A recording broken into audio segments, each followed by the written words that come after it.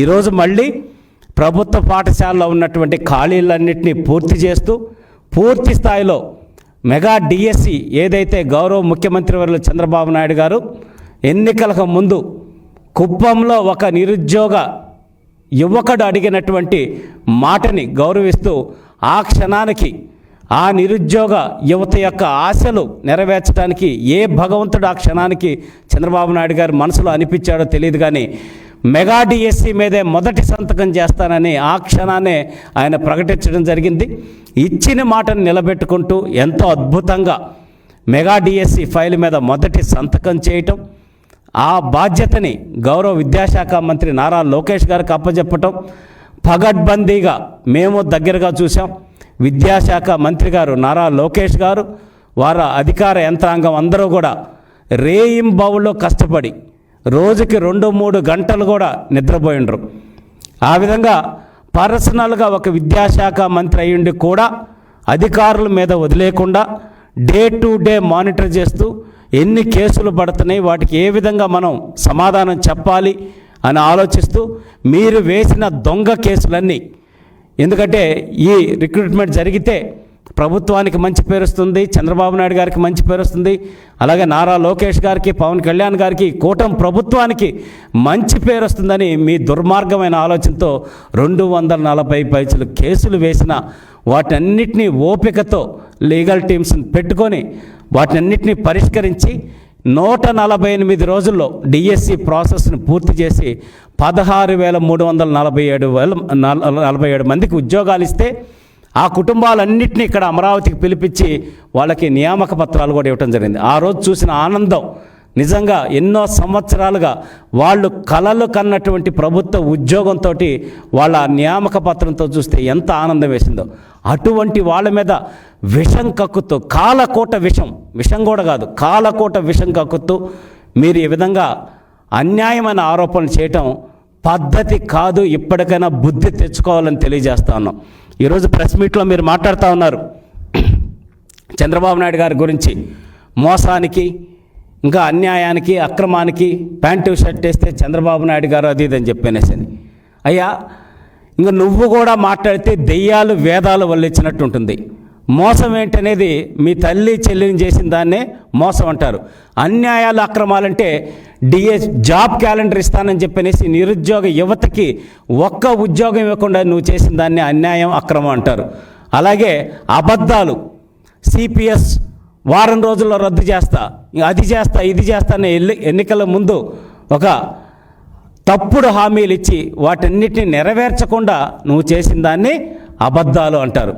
గౌరవ ముఖ్యమంత్రి వాళ్ళు చంద్రబాబు నాయుడు గారు ఇచ్చిన మాట నిలబెట్టుకోవాలనే తపనతోటి అనుక్షణం 75 సంవత్సరాల వయసులో కూడా దేశ విదేశాలు రాష్ట్రం మొత్తం తిరుగుతూ ఈరోజు అభివృద్ధి ఫలాలు సంక్షేమాన్ని రెండింటినీ ముందుకు తీసుకెళ్తా ఉన్నారు.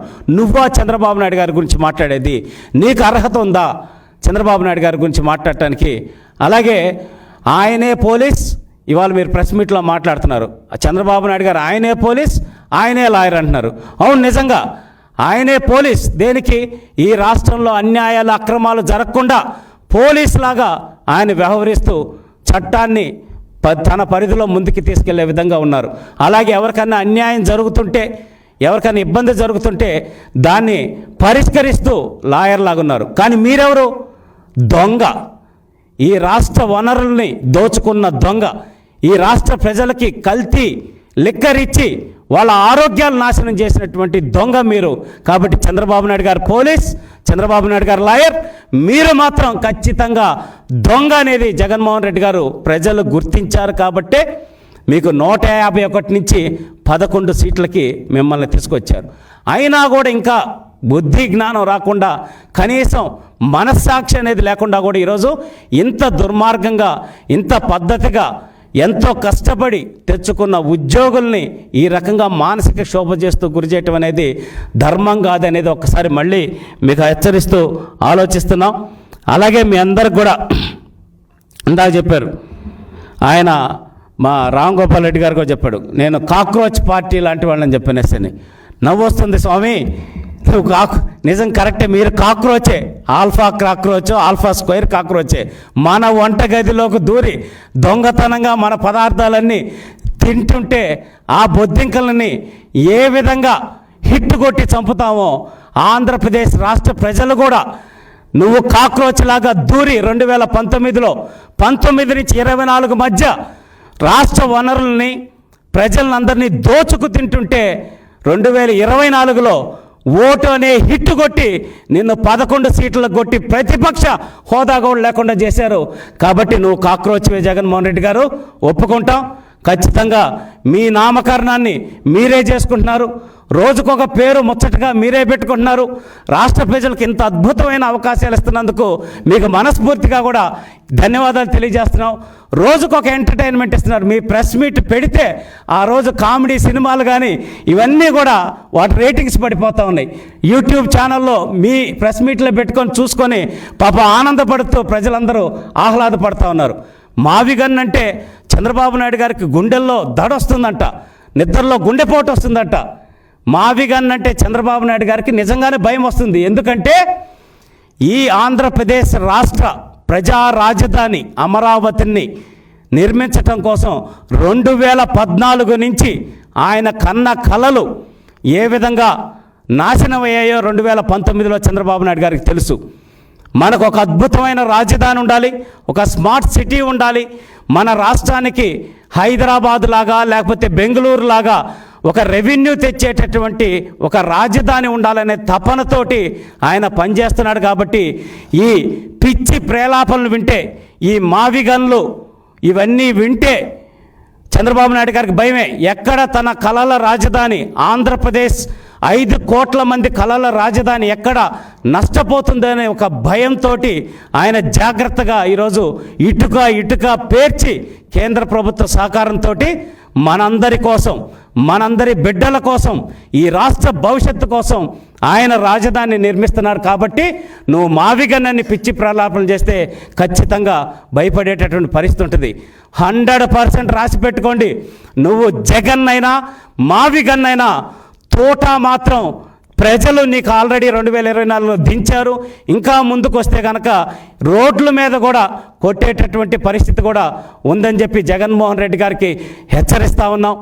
మళ్ళీ కూడా చెప్తున్నాం, 40,000 కోట్లు ఈడీ డైరెక్ట్గా అటాచ్మెంట్ నీకు చేస్తే నువ్వు ఈరోజు వచ్చి నీతిమంతుల్లాగా నేను కాక్రోచ్ని, నేను పెట్రోమాక్స్ లైట్ని ఏదో ఒకటి చెప్తా ఉంటే నవ్వుకుంటున్నారు జగన్మోహన్ రెడ్డి గారు.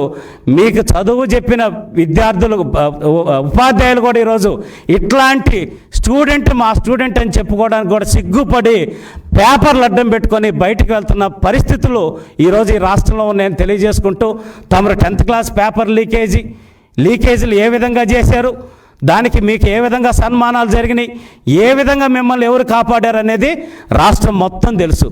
అదేమంటే నేను first class student, 10th intermediate first class student, degrees first class student, దయచేసి ఒకసారి మీ సర్టిఫికేట్లు కూడా మాకు చూపిస్తే ఆ ఫస్ట్ క్లాస్ ఏందో ఒకసారి చూసి తెలుసుకుంటాం. ఎక్కడ డిగ్రీ చేశారు, ఫస్ట్ క్లాస్ దేంట్లో వచ్చింది, ఏ సబ్జెక్ట్లో వచ్చింది అనేది కూడా మేము తెలుసుకుంటామని చెప్పనేసి తెలియజేస్తూ ఉన్నాం. మళ్ళీ ఇప్పుడు ఒక్క మాట చెప్తా, మీరు ఫస్ట్ క్లాస్ స్టూడెంటు, నాకు డిగ్రీలో ఫస్ట్ క్లాస్ వచ్చిందని చెప్పారు. గ్రాడ్యుయేట్ ఎమ్మెల్సీ ఎన్నికలు జరుగుతుంటే వెస్ట్ రాయలసీమ గ్రాడ్యుయేట్ ఎమ్మెల్సీ జరిగినాయి.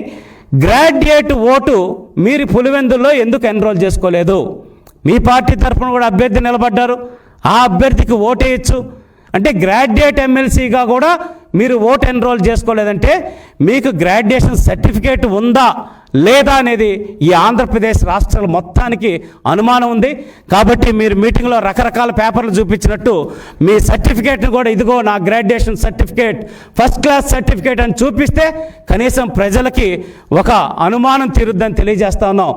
మా గుంటూరుకు సంబంధించిన గ్రాడ్యుయేట్ ఎమ్మెల్సీ ఎన్నికలు జరిగితే మా గౌరవ ముఖ్యమంత్రి వర్యులు చంద్రబాబు నాయుడు గారు, అలాగే నారా లోకేష్ గారు, వాళ్ళ కుటుంబ సభ్యులందరూ కూడా గ్రాడ్యుయేట్ ఓటు ఎన్రోల్ చేసుకొని వెళ్ళి మా అభ్యర్థి ఆనాడు ఆలపాటి రాజేంద్ర ప్రసాద్ గారికి ఓటేసి వచ్చారు. కాబట్టి మా నాయకులకి సర్టిఫికేట్స్ ఉన్నాయి, ఏ విధంగా ఉన్నాయి అనేది రాష్ట్ర ప్రజలందరికీ ఒక ప్రూఫ్ ఉంది.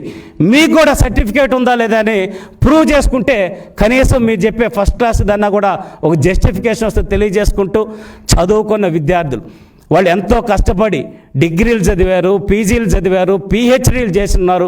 అలాగే స్పోర్ట్స్ కోటాలో కూడా ఎంతో కష్టపడి చిన్నప్పటి నుంచి ఆటలు ఆడి జిల్లా స్థాయి, రాష్ట్ర స్థాయిలో వాళ్ళ ప్రతిభని పరీక్షించుకొని సర్టిఫికేట్లు తెచ్చుకొని ఉద్యోగాలు తెచ్చుకుంటే ఆ కుటుంబాల మీద, ఆ బిడ్డల మీద పడి మీ విషం కక్కుతూ ఉంటే ఇంకంతకన్నా దుర్మార్గం ఇంకోటి లేదని తెలియజేసుకుంటూ చంద్రబాబు నాయుడు గారి మీద మీరు అవాకులు చవాకులు పేలుతూ ఉన్నారు. ప్రజలు అన్నీ గమనిస్తూ ఉన్నారు. మీకు రేపు 11 సీట్లు కూడా రానటువంటి పరిస్థితికి వెళ్ళేటువంటి పరిస్థితి ఉంది. అలాగే మంచి ఎంటర్టైన్మెంట్ షో కేఏ పాల్ గారిని ఈ మధ్య మేము మిస్ అవుతా ఉన్నాం. ఆయన ఎక్కడ ప్రెస్ మీట్లు పెట్టట్లేదు. ఆయన ప్రెస్ మీట్ పెడితే చాలా ఎంటర్టైన్మెంట్గా ఉండేది. అది మిస్ అవుతున్నందుకు బెంగళూరు నుంచి మరీ స్పెషల్ ఫ్లైట్ వేసుకొని వచ్చి మీరు కష్టపడి ఎంతో ఖర్చుతోటి ప్రజలకి ఇంత ఎంటర్టైన్మెంట్ ఇస్తున్నందుకు మనస్ఫూర్తిగా మీకు రాష్ట్ర ప్రజలందరి తరఫున కూడా ధన్యవాదాలు తెలియజేస్తా సెలవు తీసుకుంటున్నాం. జై హింద్. ఆఖరిగా మేము గత 3 రోజుల క్రితమే స్పోర్ట్స్ కోటాలో జరిగిన అక్రమాలపైన కానీ, డిఎస్సిలో జరిగిన అక్రమాలపైన కానీ బహిరంగ చర్చకు సిద్ధం, ఏ సెంటర్కైనా వస్తామని చెప్పి స్పష్టంగా చెప్పాం. ఫోన్ నెంబర్లు కానీ ఇచ్చాం. ఇంతవరకు అయితే నిజంగా మీ దగ్గర వాస్తవాలుంటే, ఆధారాలుంటే మీరు ఎప్పుడైనా కానీ చర్చకు ఒక కాల్ చేసేవాళ్ళు, మెసేజ్ పెట్టేవాళ్ళు, మేము సిద్ధంగా ఉన్నామని చెప్పి ఇప్పుడు కూడా ఛాలెంజ్ చేస్తూ ఉన్నాం. ఈరోజు 11వ తారీఖు, రేపు 12, ఎల్లుండి 13వ తారీఖు. మేమే ప్లేస్ చెప్తున్నాం. 13వ తారీఖు ఉదయం 11 గంటలకు వెంకటేశ్వర స్వామి కొలువై ఉన్న తిరుపతిలోనే ప్రెస్ క్లబ్ వద్దకు మేము చర్చకు సిద్ధంగా వస్తాం. నేను, శ్రీకాంత్, శాప్ చైర్మన్ రవినాయుడు, ఆయన క్రీడలకు సంబంధించిన ఆయన కూడా మీరు టార్గెట్ చేసి మాట్లాడుతున్నారు. కాబట్టి మేము ముగ్గురము 13వ తారీఖు ఉదయం 11 గంటలకు తిరుపతి ప్రెస్ క్లబ్ వద్దకు బహిరంగ చర్చకు సిద్ధంగా వస్తాం. మీరు ఎవరినైనా పంపించండి. మీరు వచ్చినా ఓకే. మీరేమైనా మీ స్థాయి తక్కువని, మీరేమైనా మీ స్థాయి చాలా ఎక్కువదని మీరు ఇస్తే ఎమ్మెల్సీలను పంపండి, లేకుంటే ఎవరైనా పంపించండి. మీ ఇష్టం. మీ శాసనసభ్యులను పంపుతారా, మీ ఎంపీలను పంపిస్తారా, మీ రాజ్యసభలు పంపుతారా, మీ ఎమ్మెల్యే ఎవరినైనా సరే తిరుపతిలో 13వ తారీఖు ఉదయం 11 గంటలకు మేము చర్చకు సిద్ధంగా ఉన్నాం. మీరు కూడా వచ్చి పత్రికా విలేకరులు, మీడియా మిత్రుల సమక్షంలో ఆ చర్చను జరుపుకుందాం, తేల్చుకుందాం, వాస్తవాలు తేల్చుకుందాం. చర్చకు వచ్చి మాట్లాడండి, లేకపోతే నోరు మూసుకొని ఈ సబ్జెక్టును వదిలేయండి అని చెప్పి డిమాండ్ చేస్తూ ఉన్నా, స్పష్టంగా హెచ్చరిస్తూ ఉన్నా. అలాగే ఇంకొక మాట, ఇన్ని తప్పులు, ఇన్ని ఎంక్వైరీలు అని చెప్తున్న వ్యక్తి జగన్మోహన్ రెడ్డి గారు. వాళ్ళ దగ్గర పెద్ద పెద్ద స్థాయిలో లాయర్లు ఉన్నారు. సుప్రీంకోర్టు స్థాయిలో పెద్ద కోట్లాది రూపాయలు ఖర్చు పెట్టి 14 ఏళ్లుగా ఆయన్ని బెయిల్ మీద నడుపుతున్నటువంటి లాయర్లు ఉన్నారు. కోర్టులో కేసులు వేయించండి. చట్టం, కోర్టు విచారణ జరిపి తప్పులుంటే నిగ్గు తెలుస్తుంది కదా. అది కూడా లేకుండా ఊరక ప్రెస్ మీట్ ఒకటి పెట్టి ఎంతసేపటికి విషం కక్కేటటువంటి ఆలోచనలు మానుకోవాలి. అలాగే భూమిరెడ్డి రాంగోపాల్ రెడ్డి గారు చెప్పినట్టు మా సవాలు స్వీకరించి మాతో చర్చకి సిద్ధమయ్యే దమ్ము మీకుందా అని చెప్పనేసి కూడా ఈ సందర్భంగా ప్రశ్నిస్తున్నాం. అలాగే ఈ సందర్భంగా ఇంకోటి కూడా చెప్తున్నాం. నారా లోకేష్ గారిని అంతకుముందు మీరు 2019 నుంచి 24 మధ్య చాలా ట్రోల్ చేశారు. నేను జగన్మోహన్ రెడ్డి గారికి ఒక సవాల్ విసురుతున్నా. ఏ నేషనల్ ప్లాట్ఫామ్ మీదైనా సరే, ఒక ఇండియా టుడే కాన్క్లేవ్ కానీ, ఎనీ నేషనల్ ప్లాట్ఫామ్ కాన్క్లేవ్ మీద జగన్మోహన్ రెడ్డి గారు మీరు రండి, నారా లోకేష్ గారు వస్తారు. ఆయనతోటి ఈ రాష్ట్ర భవిష్యత్తు గురించి కావచ్చు, ఈ రాష్ట్ర డెవలప్మెంట్ గురించి కావచ్చు, చర్చా వేదికలో పాల్గొని సమాధానం చెప్పే దమ్ము, ధైర్యం మీకుందా అని చెప్పనేసి నారా లోకేష్ గారి తరపున నేను సవాల్ విసురుతున్నా. మేము రెడీ. మా పార్టీ తరపు నుంచి ఆ సవాల్ స్వీకరించి ఢిల్లీలోనో, ముంబైలోనో ఏదో ఒక నేషనల్ ప్లాట్ఫామ్లో ఆయనతో, నారా లోకేష్ గారితో డిబేట్లో పాల్గొనేటువంటి దమ్ము, ధైర్యం మీకు ఉందో ఉంటే ఆ డేట్ కూడా చెప్పాలని ఈ సందర్భంగా సవాల్ విసురుతున్నాం.